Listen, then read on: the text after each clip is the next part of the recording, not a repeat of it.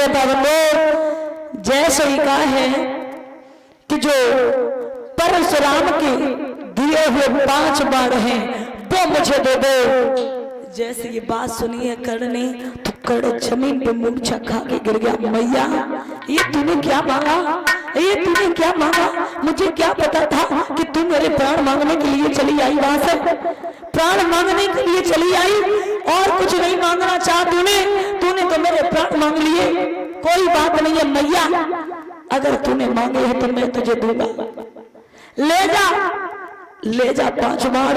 लेकिन जाते जाते उस अर्जुन को इतना जरूर कह देना कि तूने अपनी माँ को जीते जी भिखमंगी बना दिया। आज बाण लेकर के कुंती जैसे चली है तो कर्ण देखता रहा, जब तक दिखाई देती रही टकटकी लगा करके देखता रहा और जैसे ही आंखों से ओझल हुई जमीन पे मूर्छा खा के गिर गया। हाय माँ, हाय माँ।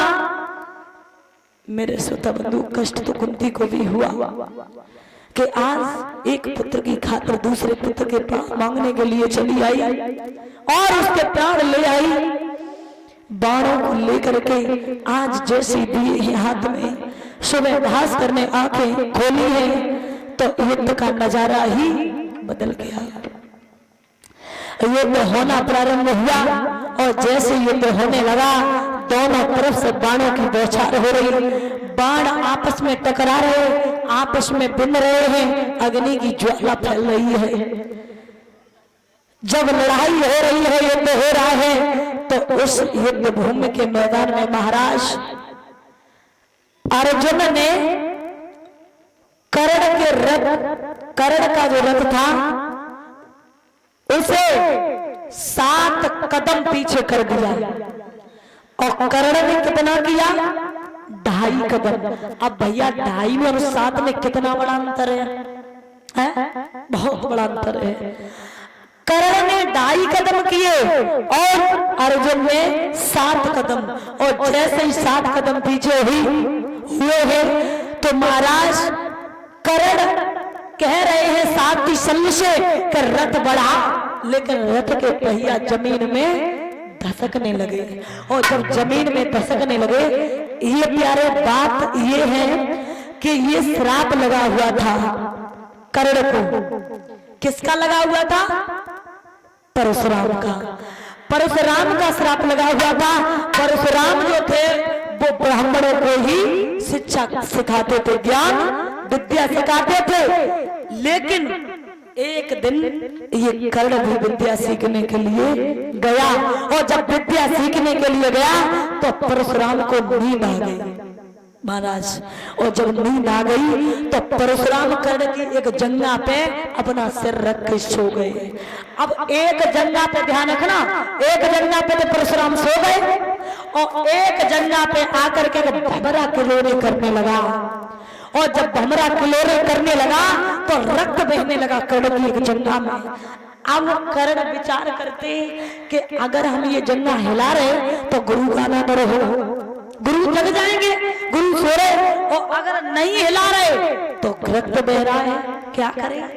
लेकिन उसी समय महाराज ऐसा हुआ कि परशुराम जो थे वो जगे और जैसे ही जगे हैं तो उन्होंने देखा रक्त बहता हुआ और रक्त बहता हुआ देखा, भमरे को देखा तो जवाब दिया, दगेबाज कर्ण, तू नीचे, तूने मेरे साथ धोखा किया, तूने मेरे साथ धोखा किया, तू ब्राह्मण नहीं है, तू तो एक क्षत्रिय है। इतनी सहनशीलता एक क्षत्रिय हो सकती है और किसी में नहीं हो सकती है। तूने मेरे साथ धोखा किया, अगर तूने मेरे साथ धोखा किया तो जा, तुझे भी धोखा अवश्य होगा।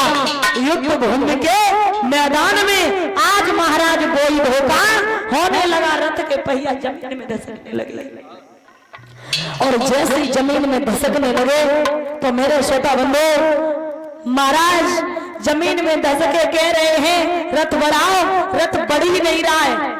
और प्यारे एक बात याद रखना, क्षत्रिय जो होता है वो युद्ध भूमि के मैदान में कभी रोता नहीं है। उस युद्ध भूमि के मैदान में कर्ण के आंखों से अश्रु की धारा बहने लगी। इधर भगवान बोले हैं अर्जुन से, अर्जुन बाढ़ छोड़ो रथ बढ़ाओ। लेकिन कर्ण कहने लगे, प्रभु ये आपका कहाँ का धर्म है? छत्री नियंता है, बात हुई थी तो ये नहीं हुई थी कि छत्री नियंता हो फिर भी बार करो। छत्री नियंता होगा तो उसमें बार नहीं करेंगे। हम नियंते हैं और आप हम पे बार कर रहे हैं, आप हम पे बार कर रहे हैं। उसी समय महाराज जैसे ही कर्ण ने ये बात कही, इसी प्रकार रामायण में भी कही है कि धर्म हेतु अब करे गोसाई, मारे मोय ब्यात क्यों नाई। जब भगवान ने बाली के छिपके बाण मारा था तो उसी समय सुग्रीव ने ये कहा था कि मैं बैरी, जब बाली के छिपके बाण मारा था तो बाली ने ये कहा था कि मैं बैरी सुग्रीव प्यारा, कारण कौन नाथ मोय मारा है। तो महाराज यही बात यहाँ पे आ जाती है। जवाब दिया, हम नियंते हैं और आप हम पे बार कर रहे हैं, आप हम पे बार नहीं करो है? लेकिन जवाब दिया, ये आपका कहाँ का धर्म है? उसी समय भगवान बोले, आहा आज धर्म की याद आ रही है, आज धर्म की याद आ रही है। और जवाब दिया है, सुनो